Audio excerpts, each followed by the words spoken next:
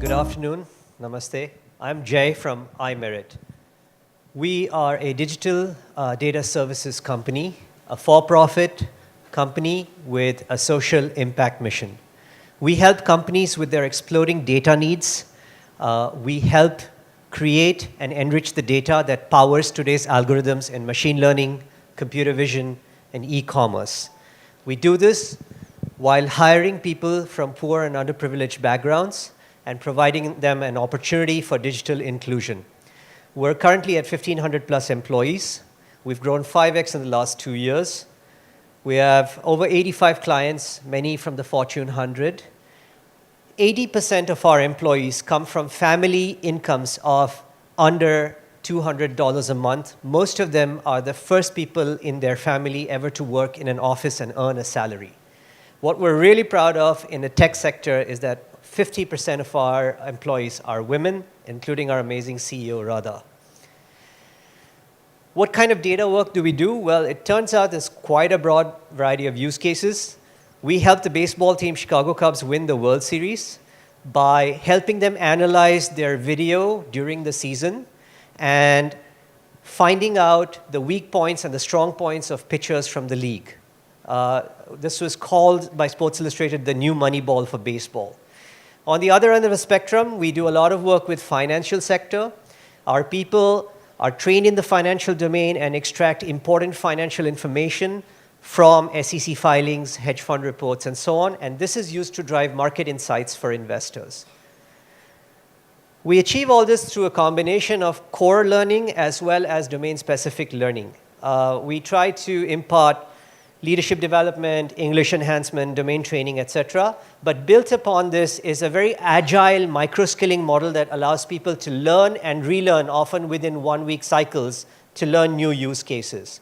This achieves the possibility of 2 growth paths for our people. They can either grow through the domain into harder and harder tasks and stay ahead of the machines, or they can grow towards management and team leadership.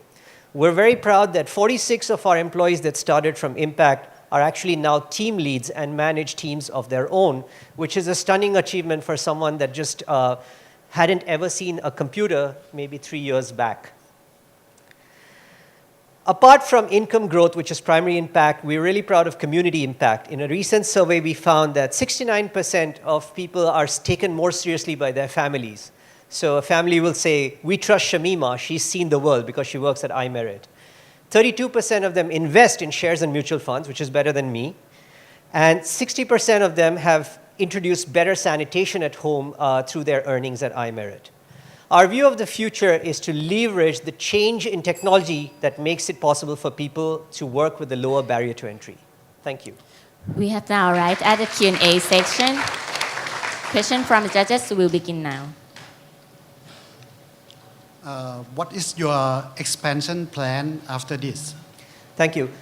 So, in fact, we're a little counterintuitive. We've recently launched a center in New Orleans in the US, and the same model. There are people who are digitally excluded there, and they are going to work on data which is regulatorily required to be in the US. We are in 5 other delivery centers, and we have 2 more on the anvil. We're looking to double this year. But if you look at a 5-year roadmap, I think as we leverage more and more human services, we have the potential to grow like some of the big IT services companies to over 100,000 people and over $1 billion in revenue. We expect to do this in a multi-shore model. Can you talk more about the upskilling part of the business and training and getting the more than just identifying data? Yeah. And how do you upskill and what value does that bring to the people? Sure. In fact, it's built in because our job is to make ourselves obsolete. The minute we are really good with the data, the machines can take over. So we keep training people to do more and more nuanced work. Like I mentioned, there's a ladder of skills needed. At the lowest level, you might be doing very basic data cleaning. As you evolve with your training and with your experience, you can deal, for example, with English language tasks, which require English language comprehension. Or a complex domain like finance or healthcare, you start to learn the key terminologies that you're expected to find out. At the highest level, you could be doing customer support, chat support, and other forms of non-voice support. We've deliberately made a decision not to focus on voice support.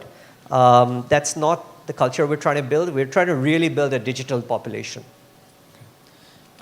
You just talked about how as you get better with the data, you make yourselves obsolete. So does that also mean that some of the entry-level jobs become obsolete as you get to higher-level stuff? Yes, they do, but not the people.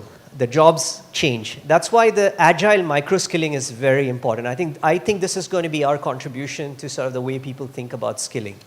It's not a one-size-fits-all, finish an exam and you're set for life. We really have to instill the confidence that you can learn and relearn new skills constantly, building upon the old ones. And these skills coexist with machines. So we did see in the introductory video at MIT, everywhere where you saw it wasn't a human being working alone. It was a human being either training, overseeing, or overriding the machine. And I think this is the future of the workplace. It requires a slightly different mindset. And we find it very successful with people that come to us with no baggage. It's almost like the impact we're trying to achieve turns into a competitive advantage for us. Our workforce has no baggage, no predetermined ways of learning, and we're able to instill this new mindset in them. Sometimes, in the finance stuff, they might receive new instructions every 2 days.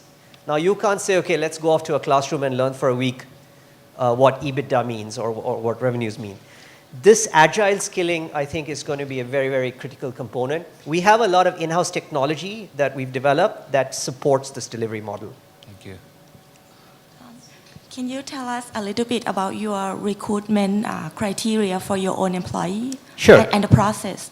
So we have alliances with some trusted nonprofits, and what we do is we give them a 3-month curriculum. So they source people from rural and semi-rural areas that they think have the learnability and the motivation, which is very important. They deliver this custom program over 3 months, and then we select the people. We also, again, do a 1-month classroom training in our way of working, followed by 2 months of on-the-job training where they're paired with an experienced worker. And then, the ongoing process for each new project. It's like multiple use cases.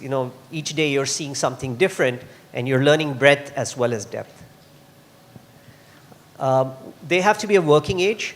The majority of them have up to maybe high school education, and a few have college education in the Indian government colleges, where they don't have the opportunity to experience computer usage or smartphones. All of this is taught from scratch with our partners.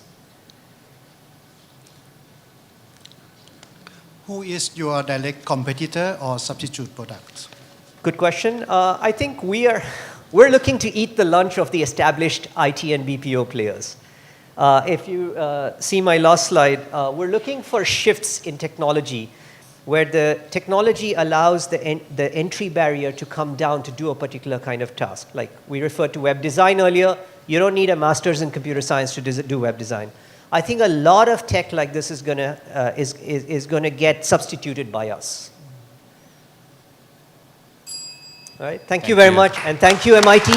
Thank you IDE.